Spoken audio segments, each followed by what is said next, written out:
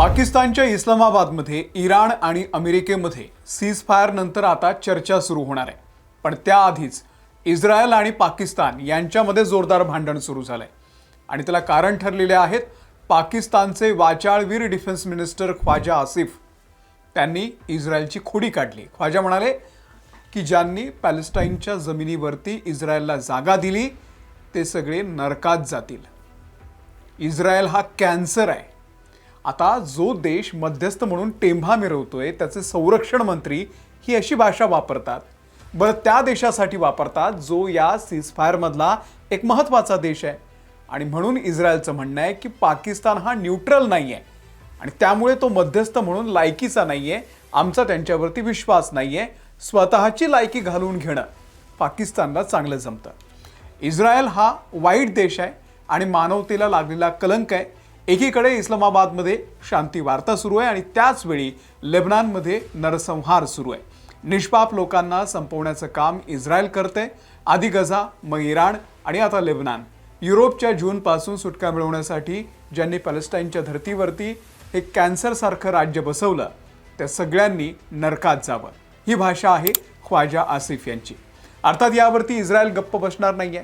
इस्रायलचे पंतप्रधान कार्यालयानं हे स्टेटमेंट जारी केलंय की पाकिस्तानच्या संरक्षण मंत्र्यांकडून इस्रायलला संपवण्याची भाषा केली जाते हे अत्यंत निषेधार्ह आहे।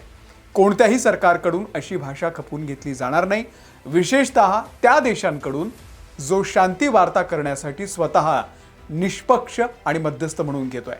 हे इस्रायलच्या पंतप्रधान कार्यालयाचं वक्तव्य आहे। याचा अर्थ तुम्हाला कळतोय का की शनिवारपासून जी शांती वार्ता सुरू होणार आहे त्यात जे काही ठरणार आहे ते इस्रायलला मान्यच नसणार आहे।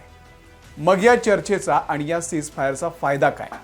कारण हे ख्वाजा आसिफ जर इस्रायलला नरक दाखवण्याची भाषा करत असतील तर इस्रायल यांना मध्यस्थ मानतच नाहीये। मग कसली आली आहे शांती वार्ता?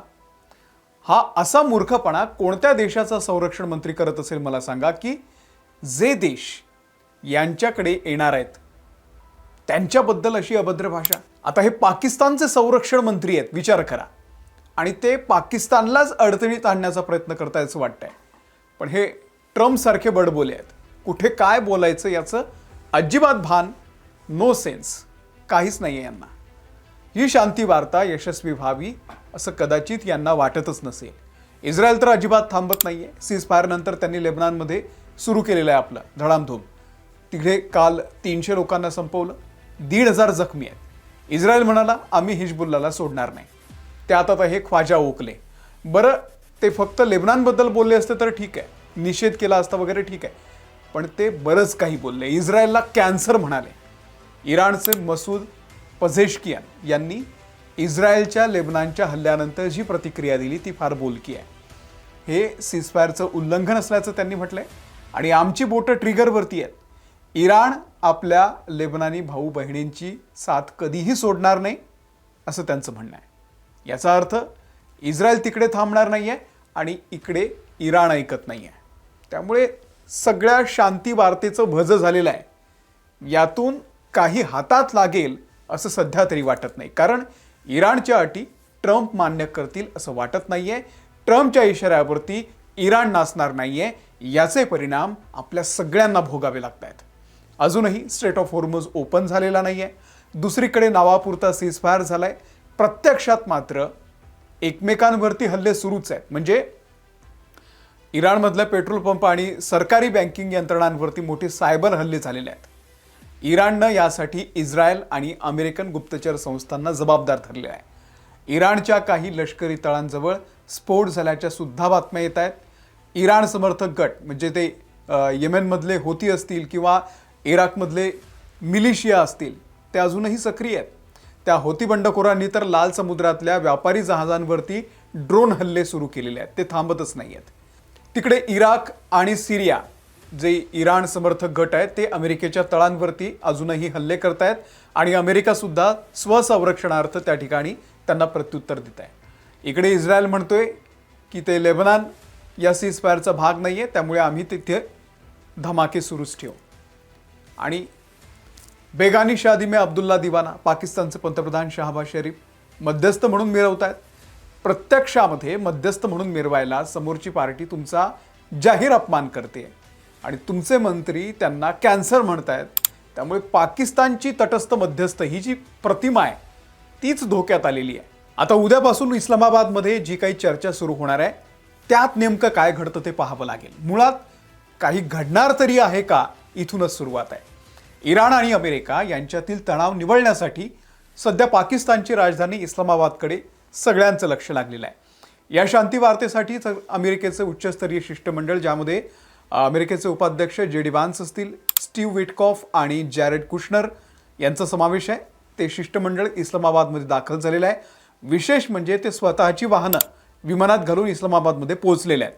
अमेरिकन एअरफोर्सच्या मालवाहू विमानामधून म्हणजे C-7 ग्लोब मास्टरमधून या ठिकाणी त्यांनी गाड्या आणि सगळी सुरक्षा उपकरणं आपल्या सोबत आणलेली आहेत आणि इस्लामाबाद विमानतळावरती ते उतरलेले आहेत.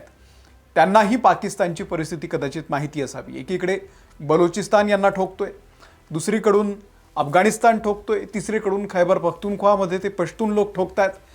आणि या अशा पाकिस्तानसारख्या देशामध्ये स्वतःच्या सुरक्षेची जबाबदारी अमेरिकेनं स्वतः घेतलेली आहे. ही विमानं तुम्ही बघा आणि यात या बुलेट प्रूफ कार आणलेल्या होत्या. इस्लामाबादमध्ये रेड झोनमध्ये अभूतपूर्व सुरक्षा त्या ठिकाणी सध्या तैनात करण्यात आलेली आहे. शहरात 2 दिवसांची सार्वजनिक सुट्टी जाहीर करण्यात आलेली असून अमेरिकन शिष्टमंडळ ज्या हॉटेलमध्ये सेरेना हॉटेल आहे ते त्या ठिकाणी थांबणार आहे, तिथे बंदोबस्त ठेवण्यात आलेला आहे. कडेकोट बंदोबस्त आहे. जेव्हा अमेरिकेचे राष्ट्राध्यक्ष, उपाध्यक्ष किंवा अत्यंत उच्चपदस्थ अधिकारी VVIP परदेश दौऱ्यावरती जातात तेव्हा यजमान देशाच्या गाड्या वापरण्याच्या ऐवजी स्वतःच्या विशेष बुलेट प्रूफ आणि आर्म गाड्या, म्हणजे ज्यामध्ये द बीस्ट किंवा त्या श्रेणीतल्या ज्या गाड्या आहेत त्या ते सोबत घेऊन जात असतात.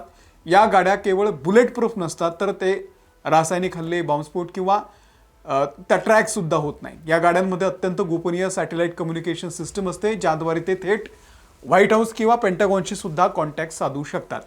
या गाड्या चालवणारे जे ड्रायव्हर्स आहेत ते अमेरिकेच्या सिक्रेट सर्व्हिसचे खास प्रशिक्षित एजंट असतात, ज्यांना या विशिष्ट गाडीच्या सर्व फीचर्सची माहिती असते. आता या पीस टॉकमधून, या शांती वार्तेमधून स्ट्रेट ऑफ हॉर्मुझ ओपन करण्यासंदर्भात काहीतरी ठोस निर्णय होतो का हे पाहणं फार महत्त्वाचं आहे. कारण त्याकडे सगळ्या जगाचं लक्ष लागलेलं आहे. आणि जो 2 आठवड्याचा सीजफायर आहे तो थांबवून कायमचं युद्ध थांबवता येतं का ते सुद्धा पाहणं फार महत्त्वाचं आहे. पण ज्या पद्धतीनं पाकिस्तानचे संरक्षण मंत्री ख्वाजा आसिफ हे इस्रायलबद्दल बोललेत, त्यांना कॅन्सर म्हणालेले आहेत, त्यावरून तरी या चर्चेतून काही तोडगा निघेल असं अजिबात वाटत नाही आहे. इस्रायलनं पाकिस्तानला मध्यस्थ म्हणून स्वीकारण्यास नकार दिलेला आहे. बघूयात उद्या नेमकं काय होतंय आणि मुळात या चर्चेमध्ये कोण कोण सहभागी होतं ते सुद्धा पाहावं लागेल. तुम्हाला या सगळ्याबद्दल, या सगळ्या शांती वार्ताबद्दल, ही जी काय सो कॉल्ड पीस टॉक सध्या इस्लामाबादमध्ये होणार आहे त्याबद्दल नेमकं काय वाटतंय आम्हाला जरा कमेंट करून सांगा. या व्हिडिओमध्ये इथेच थांबतोय. धन्यवाद.